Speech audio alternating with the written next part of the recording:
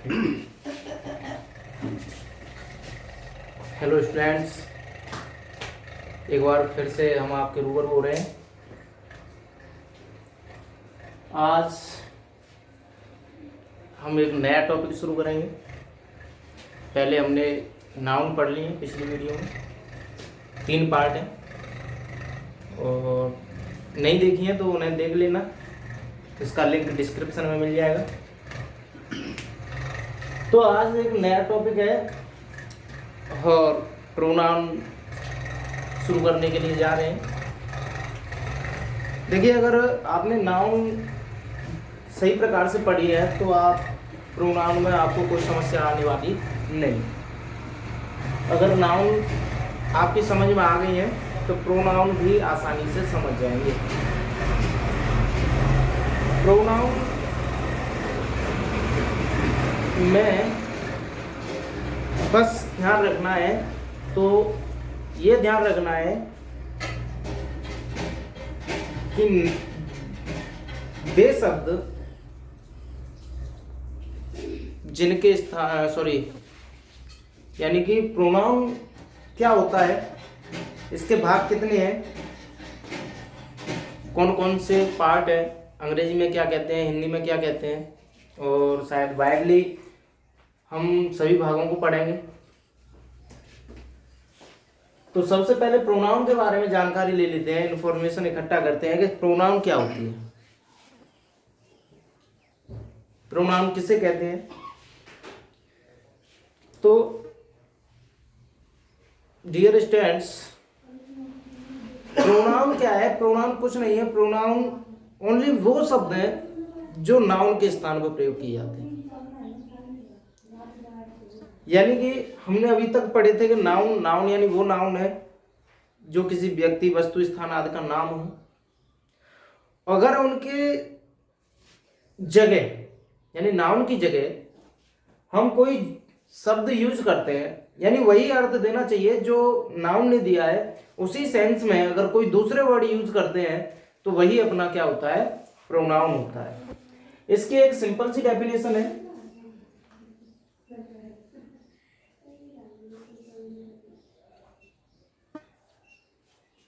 Definition क्या है?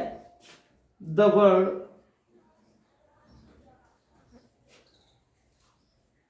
which is used in place of noun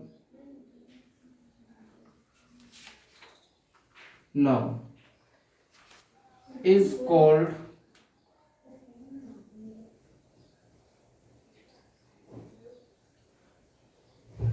pronoun. यानी वही मतलब हिंदी में भी, यानी वे शब्द जो नाउन के स्थान पर प्रयोग किए जाते हैं हम उन्हें क्या कहते हैं? उन्हें प्रोनाउन कहते हैं, उन्हें सर्वनाम कहते हैं। हिंदी में सर्वनाम कहते हैं और अंग्रेजी में प्रोनाउन कहते हैं। केवल जितने भी नाउन हैं उन नाउन के स्थान पर हमें जैसे ही शब्द प्रयोग किए जाते हैं, जो शब्द प्रयोग किए जाते हैं, जितने भी शब्द प्रयोग किए जाते हैं, वही अपने सर्वनाम या प्रोनाउन कहलाते हैं। जैसे एग्जाम्पल के तौर पे हमने कहा राम,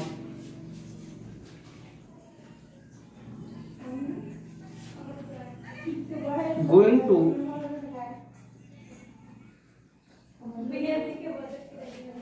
मार्केट। और एक दूसरा वाक्य है, जैसे वही राम वाला, फिर राम विल, अच्छा यहाँ एंड से जोड़ दें, and Ram will buy some clothes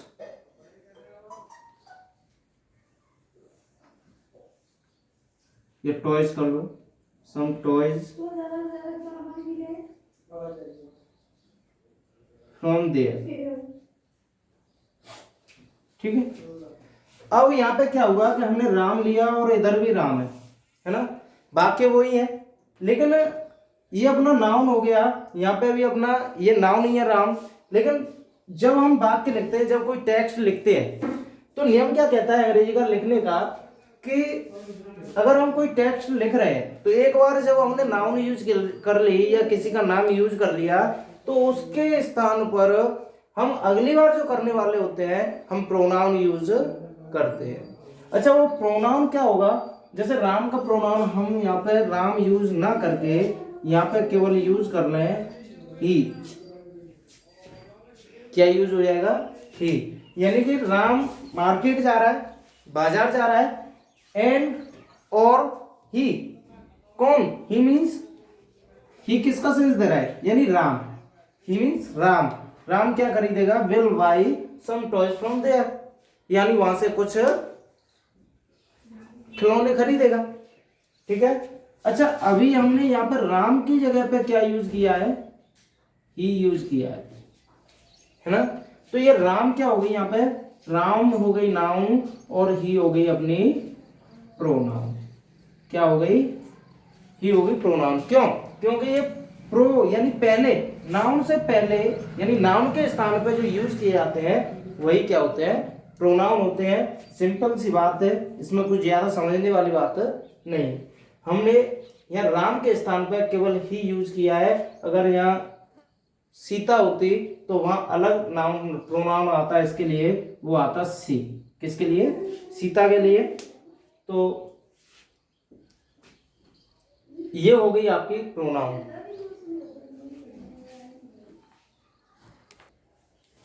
अब इससे आगे शायद समझ में आ गई होगी। अब इससे आगे हम प्रोनाउन के पार्ट लेते हैं। कितने भाग होते हैं प्रोनाउन के? तो आपके हिसाब से लें। वैसे प्रोनाउन को तो 7 भागों में भी बताते हैं कुछ लोग, कुछ 8 में भी होते हैं, कुछ 9 भी होते हैं, और हिंदी में 12 भी शायद 12 समझे जाते हैं। 12 प्रोनाउन की बात की जाती है। लेकिन हम यहाँ पे केवल 6 प्रोनाउन का जिक्र करेंगे जो कि इम्पोर्टेंट है। ठीक है, हम उन्हीं को पढ़ेंगे। तो टाइप्स ऑफ प्रोनाउन।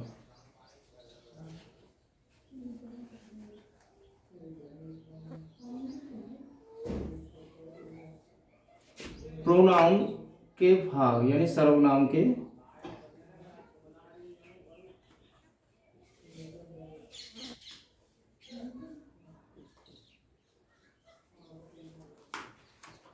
सर्वनाम के भाग में सबसे पहले जो आता है वो है पर्सनल प्रोनाउन। कौन सा है? Personal pronoun. सबसे पहला भाग जो आता है पर्सनल प्रोनाउन। वैसे तो ये सारे ही प्रोनाउन इंपोर्टेंट होते हैं, लेकिन प्रोनाउन के अंदर देखा जाए तो ये हमारे जो सबसे ज्यादा यूज में आता है यही वाला प्रोनाउन है। पर्सनल प्रोनाउन सबसे ज्यादा यूज में लेते हैं हम, और इसे हिंदी में बोलते हैं पुरुषवाचक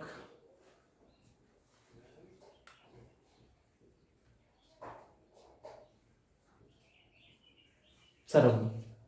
कौन सा है? पुरुषवाचक सर्वनाम। सेकंड नंबर पे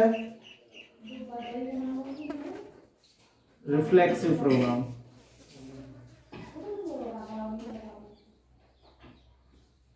तीसरे नंबर पे है इंडेफिनिट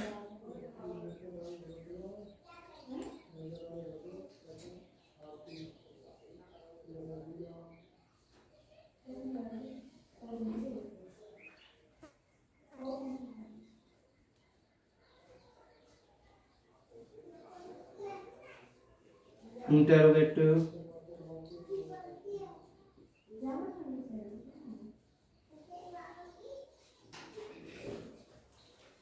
और पांचवें पे रिलेटिव प्रोनाउन।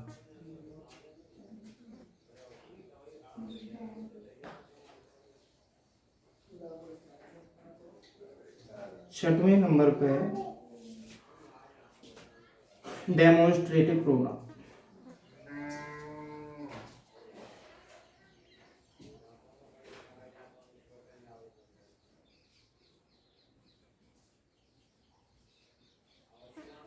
एक बार इनकी हिंदी देख लेते हैं। रिफ्लेक्सिव प्रोनाउन निजवाचक सर्वनाम।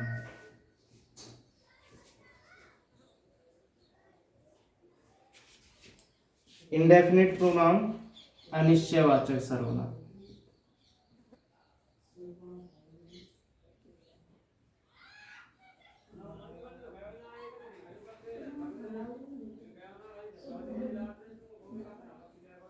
इंटरोगेटिव प्रश्नवाचक,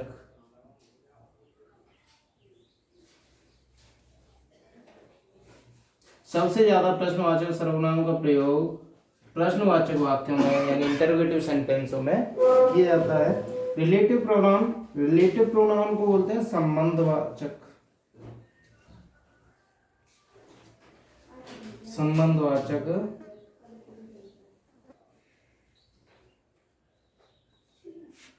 अच्छा, जो डेमोन्स्ट्रेटिव प्रोनाउन है इसे बोलते हैं संकेतवाचक प्रोनाउन।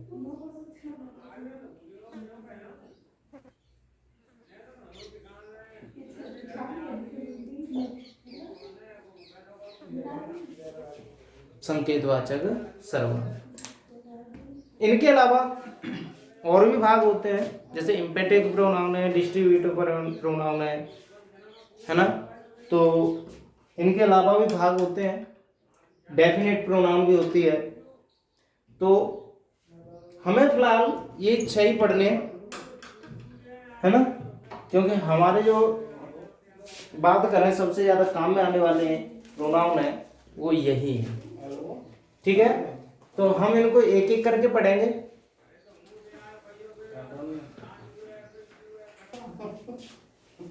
तो अब आगे प्रोनाउन के भाग हो गए है ना, सर्वनाम के भाग हमने पढ़ लिए हैं कौन कौन से होते हैं। अब इनके बारे में थोड़ा सा डिटेल से जानते हैं, जल्दी जल्दी है ना। तो सबसे पहला जो आता है अपना, सबसे ज्यादा इंपॉर्टेंट भी है, पढ़ने में रोचक भी है और आपके लिए समझ में आने वाला भी है ना। तो सबसे पहले वाला है पर्सनल प्रोनाउन। कौन सा था? पर्सनल प्रोनाउन था। और पर्सनल प्रोनाउन क्या होता है, इसे हिंदी में कहते हैं पुरुषवाचक सर्वनाम। क्या कहते हैं? पुरुषवाचक सर्वनाम।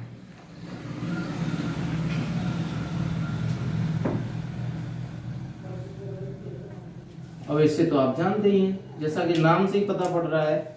हमने जो नाउन पढ़ाई थी, प्रॉपर प्रोनाउन, वो सॉरी प्रॉपर नाउन, कौन सी पढ़ाई थी? Proper noun. अच्छा, प्रॉपर नाउन जो होती है ना, प्रॉपर नाउन क्या होती है? प्रॉपर नाउन किसी विशेष व्यक्ति, वस्तु, स्थान आदि के नाम को प्रॉपर नाउन कहते हैं। अच्छा, जो प्रॉपर नाउन के स्थान पर जो शब्द प्रयोग किए जाते हैं है ना, किसी विशेष व्यक्ति, वस्तु, स्थान आदि के लिए जो शब्द प्रयोग किए जाते हैं उन्हें हम क्या कहते हैं? पर्सनल प्रोनाउन कहते हैं। क्या कहते हैं? Personal pronoun. तो सिंपल सी डेफिनेशन वहीं से बन जाती है। अगर हम चाहें तो ऐसे ही लिख सकते हैं डेफिनेशन में कि द वर्ड विच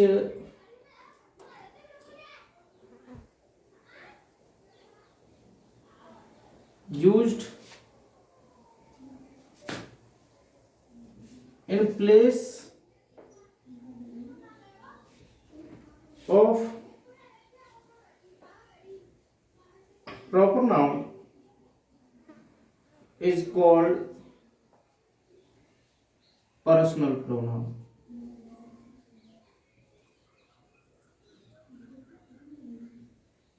ठीक है, यानी वे शब्द जो पुरुषवाचक या व्यक्तिवाचक संज्ञा के स्थान पर प्रयुक्त किए जाते हैं, हम उन्हें क्या कहते हैं? हम उन्हें ही पुरुषवाचक सर्वनाम कहते हैं। क्या कहते हैं? पुरुषवाचक सर्वनाम कहते हैं। अच्छा, जब आगे हम इसका अध्ययन करते हैं, क्योंकि पुरुषवाचक सर्वनाम में 3 पुरुष होते हैं। कितने पुरुष होते हैं? 3 पुरुष होते हैं। और वो होते हैं, शायद आपने पहले भी पढ़ा हो, फर्स्ट पर्सन, सेकंड पर्सन और थर्ड पर्सन। कितने होते हैं? 3 पुरुष होते हैं या 3 पर्सन कहते हैं, जिन्हें हम फर्स्ट पर्सन, सेकंड पर्सन और थर्ड पर्सन। तो पहले उन्हें एग्जाम्पल उन्हीं के साथ करा देंगे, इसे लिखेंगे पॉइंट डाल के। देयर आर 3 persons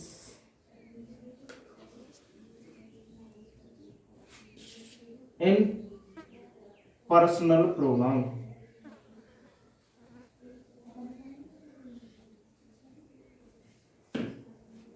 यानी पुरुषवाचक सर्वनाम में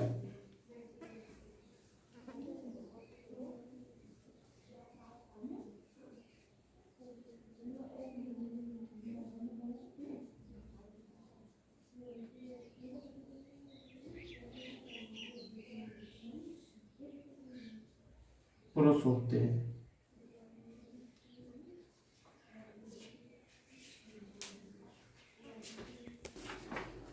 सबसे पहले फर्स्ट पर्सन,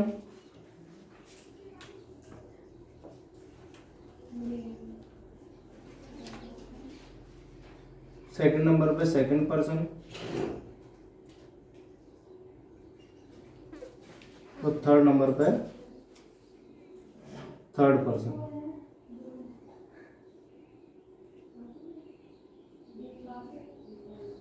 अगर इनकी बात करें तो जो फर्स्ट पर्सन होते हैं इन्हें हिंदी में हम कहते हैं वक्ता। क्या कहते हैं? वक्ता। और जो सेकंड पर्सन होते हैं उन्हें कहते हैं श्रोता, और थर्ड पर्सन होते हैं उन्हें कहते हैं अन्य। अच्छा, बात ये आती है कि हम कैसे ध्यान रखें, क्योंकि फर्स्ट पर्सन में जो आता है केवल आई तथा वी आते हैं। कौन आते हैं? आई तथा वी। सेकंड पर्सन में अपना केवल यू आता है, और थर्ड पर्सन में आते हैं ही सी इट दे, यानी ही सी इट दे, ये आते हैं। अच्छा, ये बताइए कि हमारा आई तथा वी हो गया फर्स्ट पर्सन में, सेकंड पर्सन में यू हो गया, ही सी इट दे हो गया।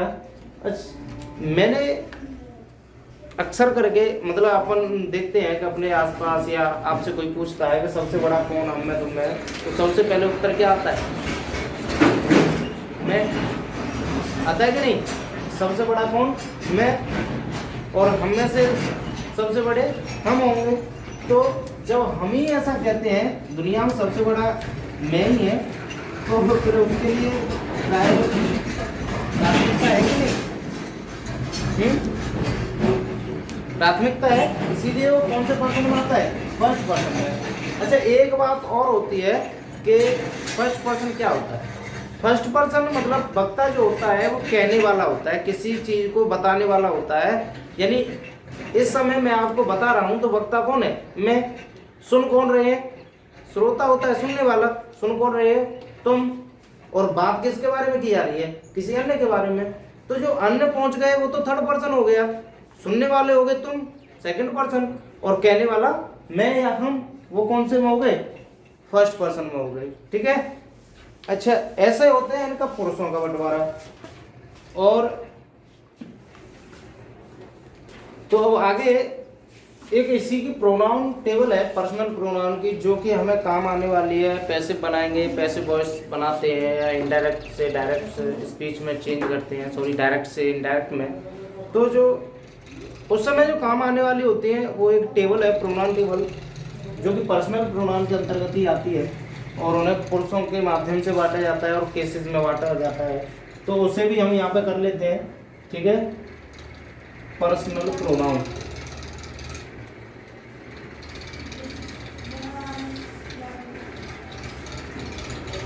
टेबल। ठीक है। तो इसमें क्या करना है, आपको कुछ एक बॉक्स बनाना है बड़ा सा, इधर बना देते हैं, और एक यहाँ पे यूं खींचना है। ये हो गए ऊपर केस,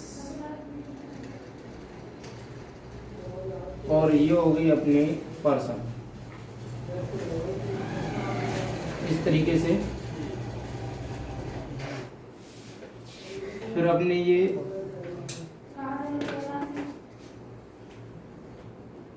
हो गया अपना SC यानी कि सब्जेक्टिव केस, ये हो जाएगा अपना PC यानी पजेसिव केस, और ये हो जाएगा OC, इसे बोलते हैं ऑब्जेक्टिव केस। अच्छा, एक और बचता है, उसे भी लिख लेते हैं रिफ्लेक्सिव केस।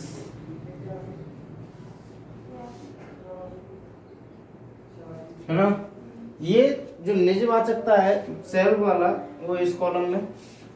ठीक है, तो सबसे पहले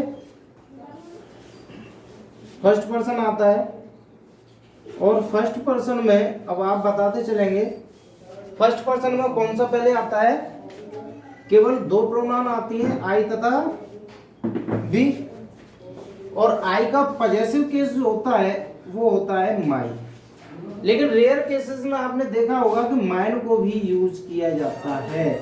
इसमें क्या होता है, माइन का यूज वहां होता है जहां हम अपना एक अधिकार यानी राइट्स प्रदर्शित कर रहे होते हैं, व्यक्त कर रहे होते हैं। उन्हीं कंडीशन में हम माइन का प्रयोग करते हैं। और इसका ऑब्जेक्टिव केस मी होता है, और इसका रिफ्लेक्सिव केस होता है माई सेल्फ। क्या होता है, माई सेल्फ। इधर वी का पजेसिव केस होता है अवर, और ऐसे ही अधिकार जताने के लिए या व्यक्त करने के लिए अवर्स, और डी का ऑब्जेक्टिव केस अस, और इसका जो ये होता है वो अवर सेल्फ होता है। ठीक है, एक सेकंड पर्सन होता है, सेकंड पर्सन में केवल यू आता है,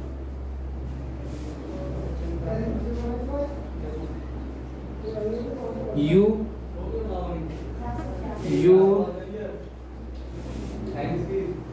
योर्स, और एक ऑब्जेक्टिव केस यू, और ये योर्स है। ठीक है, और लास्ट बचता है वो थर्ड पर्सन है, इसमें चार आते हैं, ही आता है, सी आता है, इट आता है, और दे आता है। आपको इतना मालूम होगा कि ही जो प्रोनाउन आता है वो लड़कों के लिए आता है, सी आता है वो लड़कियों के लिए आता है, महिलाओं के लिए आता है, और इट एक निर्जीव वस्तुओं के लिए, लाइफलेस है ना, विदाउट लाइव, ये उसके लिए आता है। और दे है वो एक प्लूरल फॉर्म है, यानी वे को प्रदर्शित, अन्य को प्रदर्शित करने के लिए आता है। तो ये चार ये हैं। अच्छा, ही का जो पजेसिव केस होता है वो हिज होता है, और इसमें जो अधिकार जताने का कोई सिस्टम नहीं होता है, ये वाली लाइन नहीं होती है, केवल एक ही प्रोनाउन आती है, वो हिज है। और ऑब्जेक्टिव केस इसका हिम होता है, और इसका जो पजेसिव केस होता है, सॉरी रिफ्लेक्सिव केस, वो भी हिमसेल्फ होता है। अच्छा, एक चीज और ध्यान रखना कि जो ये है ना, ये इसका योर सेल्फ भी होता है, और कहीं कहीं पर आपने योर सेल्फ भी देखा होगा, योर सेल्फ भी देखा होगा। सी का हर होता है, और इसका पजेसिव केस भी, ऑब्जेक्टिव केस भी हर ही होता है मेरे बच्चों। और आगे फ्रेंड्स, इसका जो रिफ्लेक्सिव केस होगा वो होगा हर सेल्फ, क्योंकि यहाँ जो थर्ड पर्सन होता है उसमें जो सेल्फ जोड़ा जाता है ना, वो ऑब्जेक्टिव केस में जोड़ा जाता है। फर्स्ट पर्सन और सेकंड पर्सन में जो सेल्फ जोड़ा जाता है वो पजेसिव केस में जोड़ा जाता है, लेकिन अब यहाँ जो जोड़ा जाता है सेल्फ, वो ऑब्जेक्टिव केस में जोड़ा जाता है। अच्छा, इट का जो होता है पजेसिव केस होता है इट्स, और इसका ऑब्जेक्टिव केस होता है इट, और इसका जो रिफ्लेक्सिव केस में लेंगे तो वो भी होता है इट्स। अच्छा, दे का जो होता है देयर होता है। एक चीज ध्यान रखना, देयर की जो दो फॉर्म्स होती हैं, अलग अलग होती है। एक THERE होती है, उसका मतलब होता है वहां, और ये THEIR है। क्या है, THEIR, इसका मतलब होता है उनके, यानी कि इसे अपने के लिए, या दे का पजेसिव केस होता है THEIR, और इसका जो ऑब्जेक्टिव केस लेंगे वो लेंगे देम, और यहाँ जो होगा वो देम सेल्स होगा। क्या होगा, देम सेल्स होगा। इस प्रकार से ये प्रोनाउन टेबल है, और आपके बहुत ज्यादा काम में आने वाली है, इसीलिए इसको मिस नहीं करें, और इसे साथ ही साथ नोट कर लें। पर्सनल प्रोनाउन इस प्रकार यहाँ पे समाप्त होती है, यानी पर्सनल प्रोनाउन में इतना ही आता है। तीन पर्सन होते हैं, first person, second person, third person. First person में आई तथा वी आता है और इनका जो पॉजेसिव केस होता है माई अवर या माइन अवर्स होता है, ऑब्जेक्टिव केस मी होता है और वी का अस होता है, माई सेल्फ, अवर सेल्फ। इस प्रकार से ऑब्जेक्टिव, सब्जेक्टिव और पॉजेसिव केस में हम चेंज कर देते हैं। वहीं हमने नाउन के स्थान पे ये जो शब्द प्रयोग किए जाते हैं वही प्रोनाउन होते हैं। इस प्रकार से हमने प्रोनाउन पढ़ी और आगे वाले वीडियो में इसके अगले भागों को भी पढ़ेंगे। और तब तक के लिए, अगली वीडियो के लिए इंतज़ार करें। तब तक के लिए आपसे विदा चाहते हैं। Goodbye, thank you, very good, बहुत बहुत धन्यवाद आप अपना कीमती समय देने के लिए। और आप लगे रहें, मस्त रहें, स्वस्थ रहें और अपनी तैयारी में व्यस्त रहें। थैंक यू वेरी मच, धन्यवाद।